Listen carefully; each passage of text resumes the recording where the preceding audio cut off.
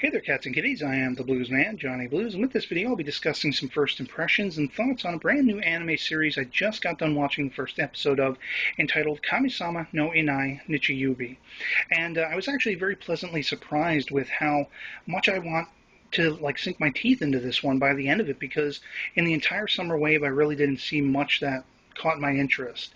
And so by the end of this one, I mean, it was a very immersive, colorful, interesting world, a very interesting story, and I was just left very curious to see more. I may pick this one up as an episodic, discussion every week. So basically, you're following this little girl by the name of Ai, and she is a town, gravekeeper. There seems to be a very ritualistic, interesting aspect to being a gravekeeper, as she is introduced to, I guess, what is the other main character, this very Dante from Devil May Cry or Kadaj from Final Fantasy VII Advent Children looking dude with gray hair, red pupilled eyes, and all black he's wearing. She stumbles onto him and accuses him of killing off all the people in her town. And as she's about to sort of run at him and attack him, she flashes back and we find out her story. That essentially her mother was the town gravekeeper. And when her mother passed away, it was left to her. She was appointed by all of the people of her town to be the next one. And she had to bury her mother because apparently there's a whole religious and theological aspect to it where it's said that God rested on the sixth but not the seventh day, and on the seventh day he forsook the world by punishing all of humanity with a sort of immortality, a very zombie-like thing where you can still die and your body can still rot, but you're still very much alive and moving around, that kind of thing. So it's got this intriguing aspect because the gravekeepers are the ones who are meant to silence the walking dead or the undead. And it's very interesting because when we find out about all of this and we find out, that essentially her mother has passed away, she had to silence her mother's body before it could be up and moving around. She was adopted by two people, and her father is a mystery to her. She doesn't know where he is, but her mother basically said, this is his name, he'll come calling one day. And that is when we sort of flash to a little while ago, where she meets this guy with the gray hair who ends up introducing himself by the very same name she knows to be her father's, Humphrey Humbert.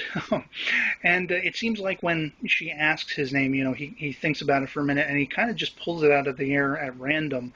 So I don't believe that's actually his name, but he's looking for a woman by the name of Hannah, and he's not finding her. And then basically when they have this little odd moment where she thinks he might be her father and all this stuff, he's like, I got something I want you to do for me if you're a gravekeeper, as you say.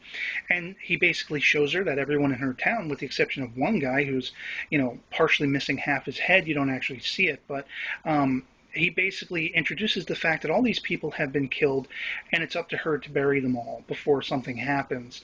And he ends up taking out the guy, with the half a head, even though the guy tries to protect her, which was interesting. And she is just absolutely incredulous. She is heartbroken, thinking this guy murdered everyone in her town. She's not sure what the hell is going on. And then he tasks her with actually burying them all. So once that happens, she's kind of left without a town, left without a home, and she ends up following him as he's moving along. And there's a conflict that happens where he's like, you think you're a gravekeeper, but you're not. Gravekeepers are inhuman. They kind of just come out of nowhere, and they don't have parents, they don't have lives, they're not even human like you think you are, and all this stuff, and you couldn't possibly be one. And then all of a sudden this other woman comes along, and he's like, now you see, that's a real gravekeeper. And boom, the episode's over. So it's got all of this interesting, layered story elements that have debuted in this first episode. The animation is beautiful and very colorful. I like very much the character designs and the conflicts and the, dynamics between them. And so I'm really just on board from episode 1 with this one. I want to see where this story goes. And I'd love to hear from you guys in the comments below if you've checked out the episode, what you thought of it. And otherwise, that'll be it for me on it. So I'll catch y'all later. Peace.